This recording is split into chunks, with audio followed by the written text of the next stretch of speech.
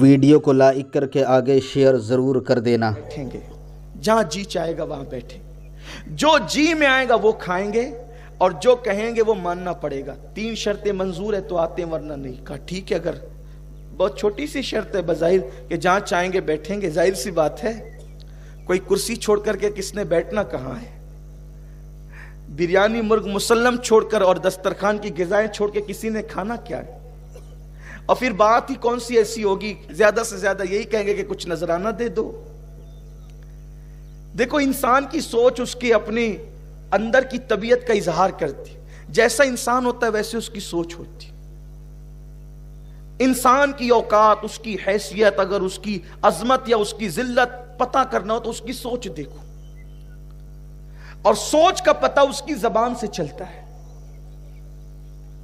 زبان ایک ایسی چیز ہے کہ اندر کے مشکیزے کے اندر جو ہے باہر وہی نکلے گا۔ کہا ٹھیک ہے 3 باتیں مان لیتے ہیں، لیکن جن کے رتبے ہیں سوا، ان کو سوا مشکل ہے۔ جن کو یار کا پتہ مل جاتا ہے پھر ان کی زندگی الگ ہو جاتی ہے۔ دراصل ہم نے ابھی تو یار سے یاری کی ہی نہیں ہے۔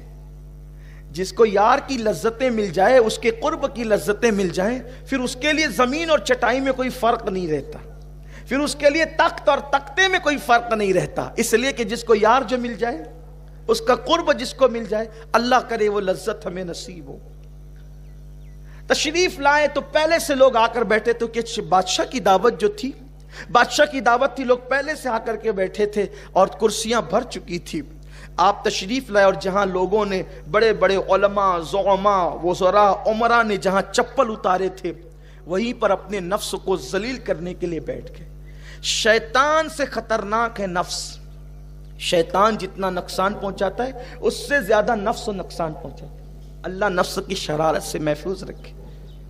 اور رمضان شریف نفس کو کچلنے کے لیے آتا ہے، کیونکہ شیطان تو قید ہو چکا رہتا ہے نا، پھر نفس کو کچلنے کے لیے۔ اور جب نفس کچل جائے تو پھر خدا کے جلوے نظر آتے ہیں، مشاہدہ حق نصیب ہوتا ہے نفس کو کچلنے کے بعد۔ ایک دن حضرت داؤد علیہ السلام نے کہا نا، اے اللہ تو مجھے اپنا بنا لے، تو مجھے اپنا بنا لے، تو مجھے اپنا بنا لے۔ کیا کرنا پڑے گا اس کے لیے؟ تو اللہ نے فرمایا یہ مجھے اور تو یہ ختم کر دے۔ جب تیرے اندر میں ہی نہ رہے گا تو پھر میں ہی میں رہوں گا نا، اور میں تو مجھے زیبا ہے، تجھے نہیں۔ آپ غور کریں، یہ نفس، جب تک کہ نفس رہے گا خدا کی معرفت نصیب نہیں ہو سکتی۔ اور بیٹھ گئے جوتوں کے پاس، لوگ دوڑے آئے، حضور کیا کر رہے ہیں، تشریف لے چلیں۔ میں نے تو پہلے ہی کہا تھا جہاں چاہیں گے بیٹھیں گے، اس لیے اب یہاں بیٹھنے تھے، اگر آپ مجبور کریں گے تو ہم چلے جائیں گے۔ دیکھو اللہ والوں کی سوچ، ہمیں کوئی اچھی جگہ نہ دے تو ہم ناراض ہو جاتے ہیں، اور وہاں حال کیا ہے، بیٹھ گئے۔ پھر اس کے بعد کہا حضرت یہاں تو دسترخوان نہیں لگ سکتا، تو آپ کھانے کے لیے اندر آ جائیں۔ کہا ہم دسترخوان کے لیے آئے بھی نہیں ہیں۔ اپنی جھولی سے سوکھے ٹکڑے نکالے اور شوق سے چبانا شروع کر دی۔ بس یہی بات ہے مسلمانوں، لذیذ سے لذیذ غذا کی لذت صرف حلق تک ہے۔ حلق کے نیچے جب لقمہ جاتا ہے تو سوکھی روٹی اور لذیذ غذا دونوں ایک ہی ہو جاتی۔ صرف 2 سیکنڈ کی لذت کے لیے مسلمان حرام میں ڈوب گیا ہے، حلال و حرام کی تمیز ختم کر چکا ہے، اللہ کا خوف دل سے نکل چکا ہے۔ تو لقمہ لوگ ڈال رہے تھے، مرغن غذائیں، لذیذ غذائیں، اور وہ سوکھی روٹی اٹھا کر کے چبا رہے تھے۔ جب چبا لی اور کھا لیا، پھر اٹھ کر کے اندر آئے، جب سب کھا چکے، کہنے لگے اب ذرا چولہا جلاؤ، اس پہ توا رکھو۔ کہنے کے مطابق چولہا جلایا گیا، توا رکھ دیا گیا۔ جب توا آگ سے بالکل تپ کر لال ہو گیا تو وہ بزرگ اس لال آگ کے توے پہ کھڑے ہو گئے اور آسمان کی طرف رک کر کے کہنے لگے، اللہ میں نے حرام نہیں بلکہ حلال کھایا ہے، میں حرام کی قالین پر نہیں بلکہ تیری حلال زمین پہ بیٹھا ہوں۔ اور اس کے بعد پھر نیچے اترے تو ان کو کچھ نہیں ہوا۔ پھر آپ نے ان لوگوں سے کہا، بادشاہ کی کرسی پہ بیٹھنے والوں اور اس کے دسترخوان پہ کھانے والوں، ذرا اب تم بھی توے پر آ کر کھڑے ہو جاؤ اور آج کے کھانے کا حساب دے دو، حساب دو آج کے کھانے کا، تم نے کیا کھایا ہے۔ تو وہ کہنے لگے، حضرت آپ اللہ کے ولی ہیں، آپ کو کوئی نقصان نہیں ہو سکتا اس توے سے، ہم لوگ ولی نہیں ہے، ہم اس پہ کھڑے نہیں رہ سکتے. تو آپ نے فرمایا نادانو، جب تم آج دنیا کی آگ کے توے پر جو تپ چکا ہے آگ کی حرارت کی وجہ سے، اس پہ کھڑے ہو کر ایک وقت کے کھانے کا حساب اللہ کو نہیں دے سکتے، تو قیامت کے دن تو آگ کا توا نہیں ہوگا بلکہ زمین کو ہی آگ بنا دیا جائے گا، اور پھر اس زمین پر جو آگ اگل رہی ہوگی ایک وقت کا کھانا نہیں بلکہ پوری زندگی کا حساب دینا ہوگا. اس وقت تم کون سے ولی ہو جاؤ گے؟ جب آج ولی نہیں تو اس دن کیا ولی ہو جاؤ گے؟ اس دن اس زمین پر کیسے کھڑے رہو گے؟ اس دن اللہ کو کیسے جواب دے سکو گے؟ رب کی بارگاہ میں کیسے حساب دے سکو گے؟ قرآن کہتا ہے اَيَحْسَبُ الْإِنسَانُ أَن يُتْرَكَ سُدًى، کیا انسان یہ تصور کرتا ہے کہ اللہ حساب لیے بغیر اس کو چھوڑ دے گا؟ نہیں نہیں، عید کے دن خرچ کرنے والوں سنیما گھر میں خرچ کرو گے، ناجائز کٹنگ پہ خرچ کرو گے، ناجائز مقامات پہ خرچ کرو گے، لغویات اور فواحشات پہ خرچ کرو گے. ثُمَّ لَتُسْأَلُنَّ يَوْمَئِذٍ عَنِ النَّعِيمِ، اللہ رب العزت تم سے ہر نعمت کے بارے میں پوچھے گا. کہیں یہ عید کا دن یوم عذاب نہ بن جائے، کہیں یہ مغفرت کا دن اللہ کی عذاب میں گرفتاری کا دن نہ بن جائے. احساس کیجئے. اور دوسری بات جو کہنا چاہتا ہوں اختتام پر، بلند آواز سے ذرا درود شریف پڑھ لیں، پورا مجمع مل کے پڑھیں عاشقوں کی طرح کہ عیدگاہ گونج جائے. ایک بار درود شریف بلند آواز سے. اللہم صلی علی سیدنا مولانا محمد معدن الجود والکرم وآلہ واصحابہ وبارک وسلم. صلاۃ و سلام علیک یا رسول اللہ. عید کیا ہے؟ میں دیکھتا ہوں کہ عید کو ہم خوشیوں کا اظہار کرتے. جب عید آتی تھی تو حضور کیا کرتے تھے پتہ ہے؟ اب ذرا یہاں دھیان سے سنیں.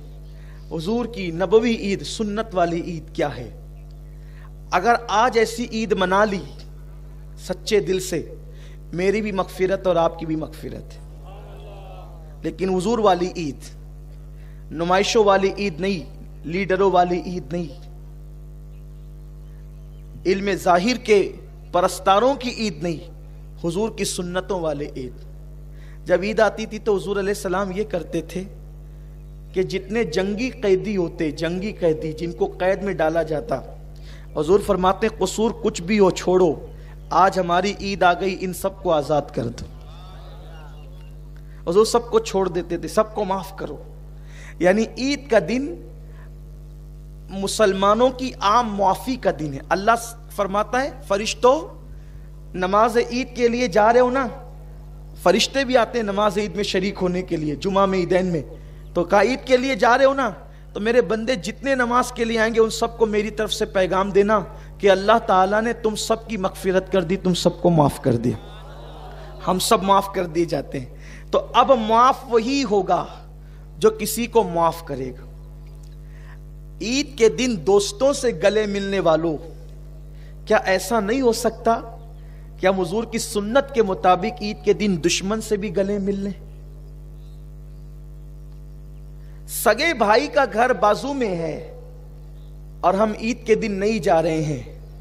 آپ کی عید نہیں ہے، نئے کپڑے پہنے عید نہیں. بہن ہے گھر میں رو رہی ہے اور آپ سے چھوٹے سے جھگڑے کی وجہ سے آپ اس کے گھر نہیں جا رہے ہیں. آپ کی سب کی عید ہو سکتی، آپ کی نہیں ہے. تو آج عید کیسے منائیں گے؟ آپ کو کسی نے کتنی بھی تکلیف پہنچائی ہے، کتنی بھی اذیت پہنچائی ہے، اس کو معاف کرے. کیا سوچ کے معاف کرے؟ اس نے آپ کو دکھ دیا، اس نے آپ کو تکلیف پہنچائی، اس نے آپ کو گالی دی، اس نے آپ کو ستایا. اب آپ کی وجہ سے وہ جہنم کا عذاب بھگتے گا. بولو تکلیف کس کو ہوگی؟ امتی جہنم میں جائے گا، تکلیف کس کو ہوگی؟ حضور کو ہوگی. سمجھ رہے ہیں آپ؟ میری بات آپ کی سمجھ میں آ رہی ہے؟ امتی جہنم میں جائے گا، تکلیف کس کو ہوگی؟ حضور کو ہوگی. کیا آپ میں سے کون چاہتا ہے کہ حضور کو تکلیف ہو؟ جب سیدنا فاروق اعظم پر ایک شخص نے حملہ کیا، خنجر سے حملہ کیا، اور آپ زمین پر آ گئے، اور پھر حضرت عبد الرحمن ابن عوف نے نماز پڑھا دی، تو آپ کا پہلا سوال یہ تھا میرا قاتل کون ہے؟ میرا قاتل کون ہے؟ اور کسی نے کہا حضرت آپ کا قاتل مجوسی ہے، آگ پرست ہے، کافر ہے. آپ نے کہا اللہ تیرا شکر ہے میرا قاتل کوئی مسلمان نہیں ہے. تو کسی نے پوچھا فاروق اعظم اگر آپ کا قاتل مسلمان بھی ہوتا تب بھی آپ شہید ہوتے؟ کیونکہ کسی کو قتل کر دے مسلمان تو بھی وہ شہید ہے، پھر آپ یہ کیوں کہتے ہیں اللہ تیرا شکر ہے میرا قاتل کافر ہے مسلمان نہیں ہے؟ فرمایا نادان، اگر میرا قاتل مسلمان ہوتا تو میرے قتل کی وجہ سے اس کو جہنم میں جانا پڑتا، اور وہ میرے وجہ سے جہنم میں جاتا، میرے مصطفیٰ کریم کو تکلیف ہوتی۔ تو کافر جہنم میں جائے اس کا ٹھکانہ تو جہنم ہی ہے، میری وجہ سے کوئی مسلمان جہنم میں نہ جائے۔ تو اگر ہم نے اپنے دل دکھانے والے کو، تکلیف پہنچانے والے کو معاف نہیں کیا تو اپنی وجہ سے وہ جہنم میں جائے گا، یا دنیا میں اپنی وجہ سے وہ مصیبت میں مبتلا ہو جائے گا۔ تکلیف کس کو ہوگی؟ ارے اس نادان کو مت دیکھو جو تمہارا دل دکھا رہا ہے، اس محبوب کو دیکھو جو گنبد خضرا میں آرام کر رہا ہے۔ اس لیے اگر بھائی نے دل دکھایا، بہنوں نے دل دکھایا، دوستوں نے دل دکھایا، احباب نے دل دکھایا اور وہ اہل ایمان ہے، تو نماز شروع ہونے سے پہلے میں آپ کو آپ کے نبی کا واسطہ، میرے نبی کا واسطہ دے کر کہتا ہوں، گردن جھکا کر آدھے منٹ کے لیے ان بندوں کا تصور کر لو اور عرض کرو اللہ میرے دل دکھانے والے، مجھے تکلیف پہنچانے، مجھے ستانے والے کو صرف تیرے محبوب کی خوشی کے لیے میں معاف کرتا ہوں۔ اگر آپ نے ایسا کر دیا اور ہو سکے تو یہاں معاف کر کے ذرا جا کر اس کو اطلاع بھی دے دینا، یا میسج بھی کر دینا، یا فون بھی کر دینا کہ بھئی میں نے تجھے معاف کر دیا، اگر ہو سکے تو، ورنہ اتنا معاف کرنا ہی کافی ہے۔ بولو ہو سکتا ہے ایسا؟ ہو سکتا ہے ایسا؟ بہن بھائی رشتہ دار اگر روٹھے ہوں تو ہم آج کے دن ان کو منا لیں، اور یہ دن آتا ہی اسی لیے، دیکھو اور دن ملنے کے لیے جاؤ گے نا تو آپ کو اچھمبا لگے گا، اجنبی پن لگے گا، یار یہ کیا ہو گیا، لیکن عید کے دن جاؤ گے نا تو لوگوں کو، اس کو بھی شوق ہوگا اور آپ کو بھی شوق ہوگا کہ یار تو ہے ہی آج کا عید کا دن نا، تو آج معافی کا دن ہے۔ بولیے ایسا ہو سکتا ہے؟ انا کو فنا کرو، اور یاد رکھنا معاف کرنے والا چھوٹا نہیں ہوتا، معاف کرنے والا بڑا ہوتا ہے، اور یہ بھی یاد رکھنا معاف کرنے والا ستانے والے سے زیادہ بہتر ہوتا ہے۔ حضور کو مکے کے کافروں نے کتنا ستایا، لیکن جب وہ سامنے کھڑے رہے تو حضور علیہ السلام نے ان سے فرمایا بتاؤ تمہارے ساتھ کیا سلوک کروں؟ انہوں نے کہا تھا آپ کریم ابن کریم ہے، آپ سے تو کرم کی امید کی جا سکتی ہے۔ حضور فرماتے ہیں جاؤ میں نے تم سب کو معاف کر دی۔ تو معاف کرنا اپنے نبی کی سنت ہے، معاف کرنا اپنے اللہ کی سنت ہے، اللہ کو معاف کرنا پسند ہے۔ ذرا ہاتھ اٹھا کر کے مجھے اشارہ دیں کہ کون کون ایسا بندہ ہے جو حضور کو خوش کرنے کے لیے اپنے کو تکلیف دینے والے کو معاف کرتا ہے۔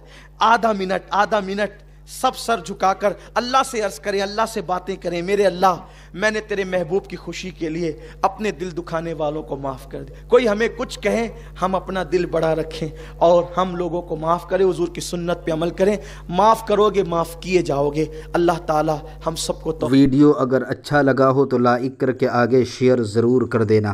اللہ حافظ۔